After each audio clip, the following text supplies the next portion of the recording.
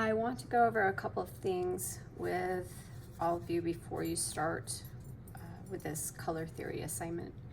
The first one is just talking about how to get a lighter color. And most of you have this down at this point in the year, but I just want to reiterate that if you want the color to be lighter, you're going to add water, not white paint.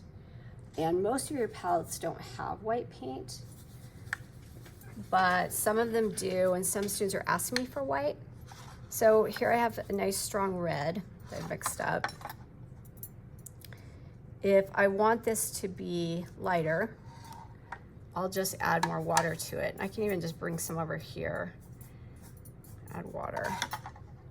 So what I'm doing here is I'm creating a tint. So a tint is when you add white to something. But in this case, we're adding water to it. And so it's just getting lighter and lighter. The more water I add. So as you add the water, the paper is showing through. And the paper acts as your white. All right, so that's the first thing I wanted to go over again. And then the second one is about your paper.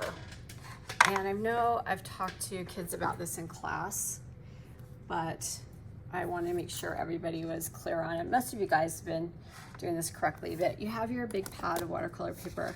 This particular paper has a strong pattern on the back.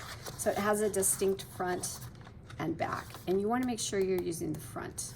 Sometimes when you tear the paper out, it's hard to tell whether it's the front or the back, and I'm going to show you how. It's a little difficult to see, but so this is the back. It has a sort of a pattern in it, almost like little bricks or like fabric. The other side is smoother. And you can feel it a little bit with your fingers too. But I want to show you why it's important that you know this when you're painting. So this is the back, this is the front. If I'm painting the front, you're definitely going to see the texture of the paper, but it's the texture you would expect from watercolor paper. Not all watercolor paper has a really distinct front and back, but this definitely does. Okay, so that looks pretty good. So if I come over here and I paint the back,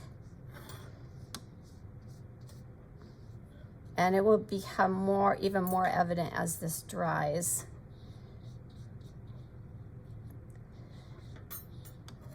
But you can see this little pattern that's being created by the indentation in the paper.